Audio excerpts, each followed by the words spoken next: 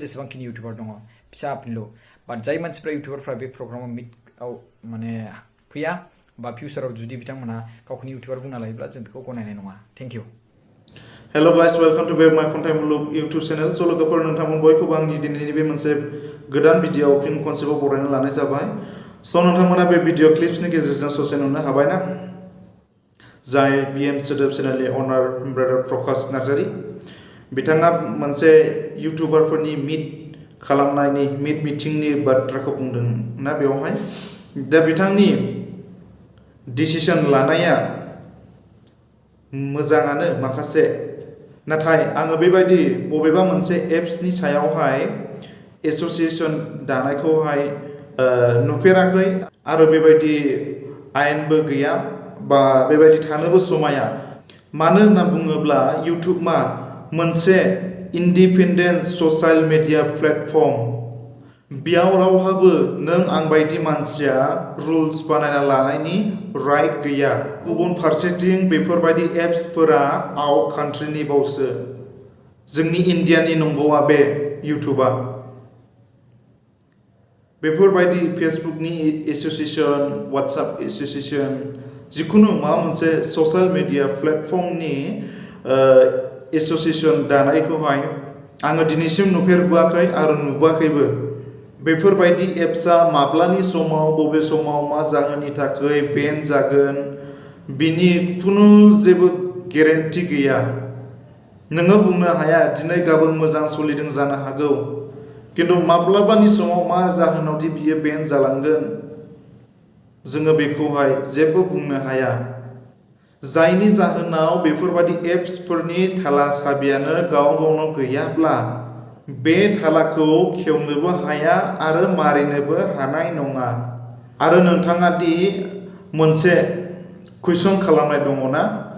बै ब्रादार स्वपन कुमार ब्रह्म बिथाङा दि मोनसे इनडाइरेक्टलियै गावनि फेसबुकआवहाय मोनसे पस्ट होदोंमोन बिनि थ्रुयै नोंथाङा रायजोफोरनिफ्राय मोनसे सोंथि कुइसन खालामनाय दङ बेवहाय नोंथाङा बेबायदि कुइसन खालामदोंमोन बिथांखौहाय लानानै बर' फिल्मनि डिरेक्टर एक्टर बेस्ट प्रडिउसार आरो बेस्ट डिरेक्टरनि एवार्ड मोनलायनाय मानसियानो बेबायदि मानो हेंथा बाथ्रा बुंखो होननानै बुंदों नाथाय जायनि जाहोनाव जाथावा माखासे नोंनि जाथावै बै इम्पसिबोल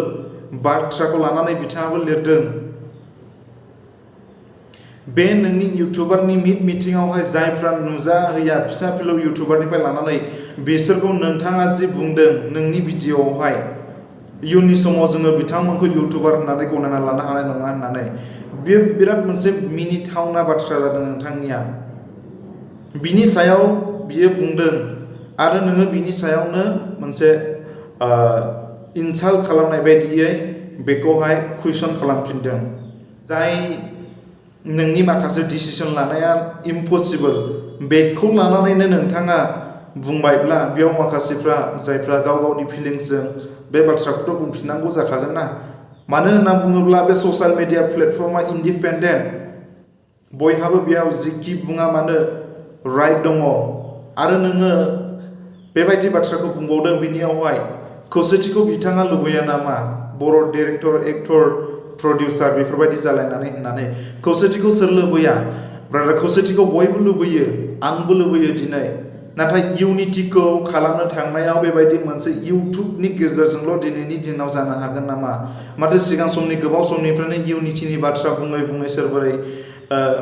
गोबां खामानि मावबोदों नाथाय प्रकाश ब्रादार आं दिनै बुङो खौसेथि बा इउनिटिनि बाथ्राया दिनैनिल' गोदान बाथ्रा नङा इउटुबाव जि मोनसे ग्रुप दाना लानायनि गेजेरजोंल' हारिनि थाखाय खामानि मावनो हागोन बा इउनिटि हारिनि थाखाय खोथा बाथ्रा सानग्रा बा इउनिटि लुबैग्रा जानो हाया मिथिबाय गावबा गावनो गोसो जाब्लानो हारिया बयबो ओंखारबोनो हायो किन्तु नोंथांनि बे इउटुबनि मोनसे मिटिंनि गेजेरावहाय जायफ्रा एटेन्ड जानो हागोन बिथांमोनाल' इउनिटि लुबैग्रा जानो हाया बेखौ नोंथाङाबो मिथिनानै ला नोंथांनि मोनसे लास्ट कुइसन खालामनायखौ आङो नुनो मोनदों नोंथाङा ओरैबायदि कुइसन खालामदों जोंनि बर' हारिनि समाजाव मोनसे बिथांनो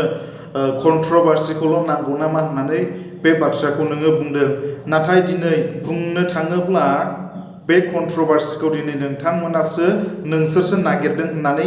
बुंनो हायो डाइरेक्टलि। मानो होनना बुङोब्ला जाय बाथ्राया इम्पसिबोल, जाथावानो, बेफोरबायदि जाथावै गनायथावै मोनसे एप्सनि सायाव एस'सिएसन दानो नागिरनायानो गोरोन्थि। बेबादिनो साननानै नायोब्ला नुहुरो इयुननि समाव नोंथांमोना ग्रुप दागोन, बेबायदिनो ग्रुप दानायनि गेजेरजों बै सासे बे सासे गोदान गोदान रुल्स गोसोखांगोन, गोदान गोदान बाथ्रा गोसोखांगोन। बेबायदियैनो दिनै एसे गाबोन एसे नोंसोरनि बायदिसिना रायज्लायनायनि गेजेरजों इयुननि समाव मोनसे राजखान्थिनि लामाजों आगान सुरगोन बायदिखौसो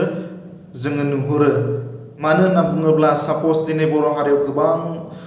बेफोरबायदिनो आफादफोर दाबोबाय, मोनसे हारिनि थाखाय खौसेथिनि खामानि मावनो होननानै गोबां हारिनि मुं लानानै बेफोरबायदिनो आफाद दाबोयै गोबाव दिनानो सलिया, रावबो मावनो हाया। हारि खौसेथिनि नाम लानानै समाज आफाद दायोब्लाबो गेजेर ससेयावनो बायनानै थाङो, गावस्रा गावस्रि जालाङो। बेफोरबायदि गावस्रा गावस्रि जाबोनायावनो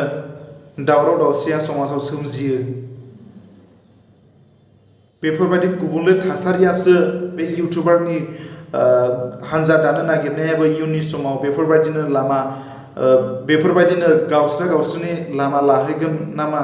नै बेफोरबायदिखौसो आङो दिनै नुहुरनो मोनदों।